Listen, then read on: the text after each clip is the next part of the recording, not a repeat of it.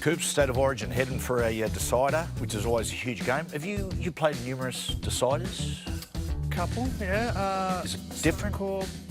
Yeah, couple in New South Wales. Yeah, it is. It's obviously the Pinnacle and the biggest games of the year. And there's this sort of strange thing before kickoff. You're supremely confident, but then fear and terror kicks in because it is the biggest game of the year. And can you do it?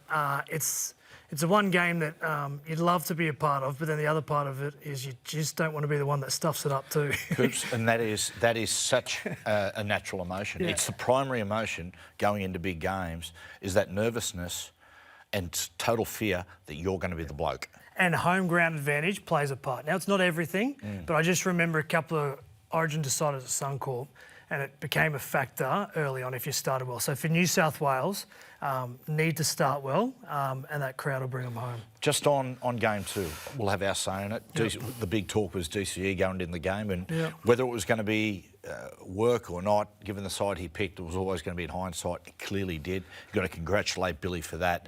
Munster, elevating Munster to captain was a masterstroke, and Dearden simplified their attack. Best players, what do you think? Do you think Munster was the best player on the ground? I thought Munster was the best player, short half head over Kurt Capewell. Yep. And I thought Payne Haas and Toto were pretty special. Yeah, I had Ruben Cotter as my man for Queensland. I thought his performance was outstanding. Just defensively, I haven't seen too many New South Wales players be put on their backside through the work of Cotter. Munster, outstanding. I think Toto deserves a hell of a big rap. He did everything he could for New South Wales. But in terms of Munster and the elevation, the no DCE, there was two parts to it. I think Queensland's halves were, and spine, to be fair, were way more direct. Yes. They were arrow straight in the way they attacked it.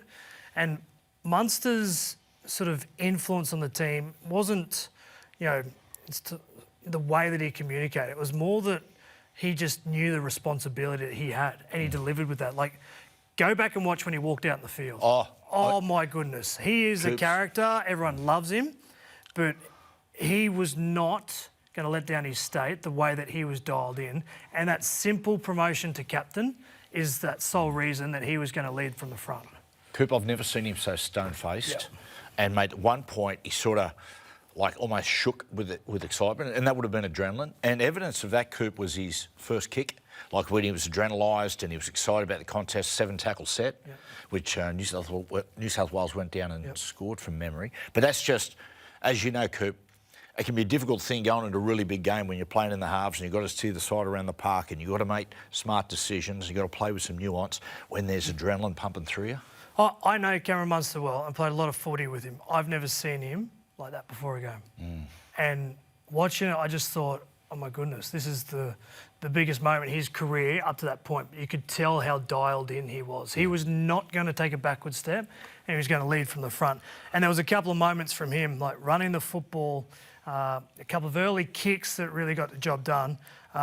So I really marvelled at what he did. Coop, throughout Origin history, just thinking about it then, like Queensland, some of their greatest players have been quite unheralded, if you know what I mean, that have not been so much surprise selections, but you look at it on paper and you go, oh, yeah, like a Gary Larson, if that makes sense, back there. I mean, Billy Moore. Billy, provided that emotion. Dane Gagai, who should go down as one of Queensland's great Origin players, given the fact 2 Wally Lewis medals from the wing, and Kurt Capewell's another one. And I said on the show last night, the old saying, take an old dog for the hard road. He's the evidence of that. I thought it was a good performance. I think there was a couple of moments in that game. Like, there's a lot of talk around the penalties, but I think the execution of New South Wales, particularly early in the game, helped Queensland. Yeah, there was 8 or so penalties or whatever, but Luai kicked the ball out the full. Nathan Cleary had an attacking set through the ball behind Payne Haas. There was an error. So there was a couple of things that actually helped Queensland out a lot. And then on the flip side, in that second half, I thought the New South Wales attack was very threatening to Queensland. As a Queensland supporter, I thought they were going to score. I thought New South Wales were moving left with Latrell, moving right with Stephen Crichton. They just looked like in that second half they were going to crack. But I think the one thing that helped Queensland was, I thought Harry Grant was terrific early on. Munster's running game was direct, did and ran the ball. Ponga supported through the middle. So in game 3, trying to predict what happens, the edge attack of New South Wales looks good. The running game of Queensland's spine is a treat. You mentioned To'o before.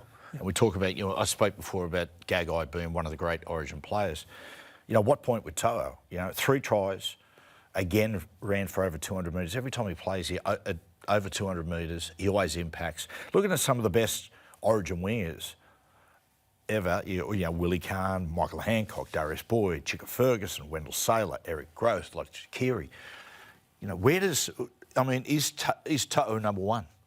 Yeah, I think while current players are still doing what they're doing, it's hard to put them elevate above anyone else, right?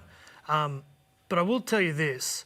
We have, through the history of our game and currently, some super athletic wingers. They elevate themselves with the corner post and put the ball down.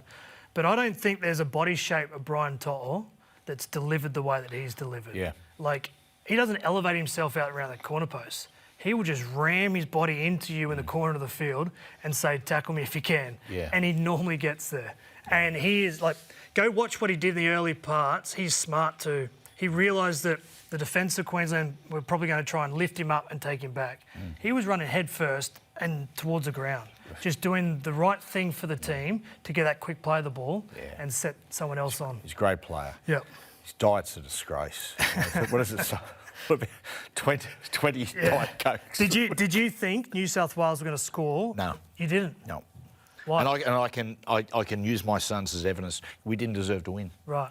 And so often, Coops, the gods of rugby league, that's what they do. It's, but the bottom line is we just didn't deserve to win the game. Here's a little bit of the footy IQ of what makes Cameron Munster smart.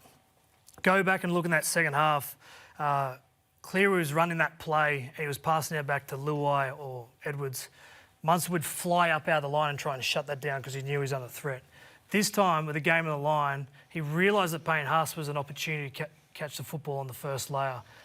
Cleary plays to him. Instead of Munster flying out of the line, he sat there and hit the ball over the top and dislodged it. So game awareness and the biggest moment for Munster stood up. On Munster, it's interesting when, that ability to run the football or, be encouraged to run the football all the time, like for Munster, have the, and this is going to sound odd, but have the discipline to continue to play simple. Yeah. Right? And I'd love to know a stat with Munster, how many tries are scored off his play the ball or how many tries are scored off his offload. I know the Cape will try, I think, come from a Munster, ran the ball, engaged about 3 guys, offloaded out the back. Yeah. It's just because when he runs a football, he just attracts so many defenders. Yeah.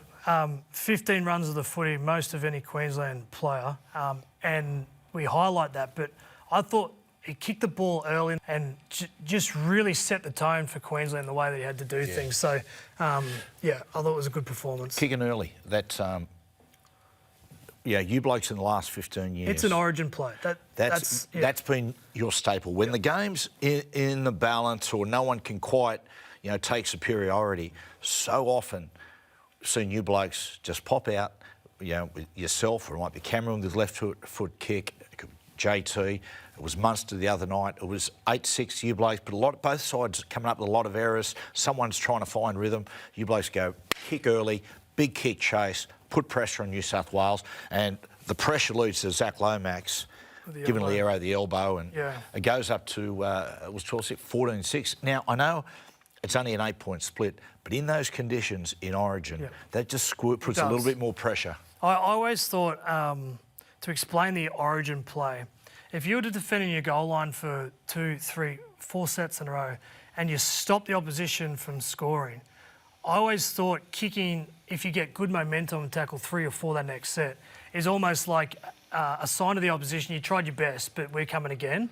And it's almost, they have to get the carry out of their own end, isolate the fullback, ragdoll the fullback, and you actually start changing momentum. So Cameron used to do it all the time because at dummy half, you're the first touch, everyone's on side. It was easier to do it from that position because if you went to the half, it's a pass, the fullback reads it sometimes, but that's why it's an Origin play because you're actually forcing the opposition to do things they don't want to do. I hear you blokes certain terminology sometimes, and when New South Wales have got a bit of an ascendancy, we're going at you. You guys use the term absorb pressure. You know, not so much, you know, repel it, but absorb the pressure, then counterpunch. I hear that all the time.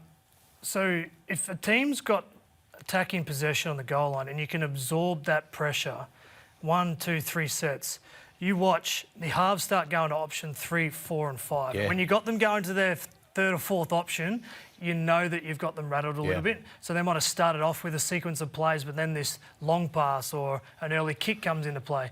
You've got them rattled because your first two options aren't working. When you sense that, it's time to change momentum and kick early.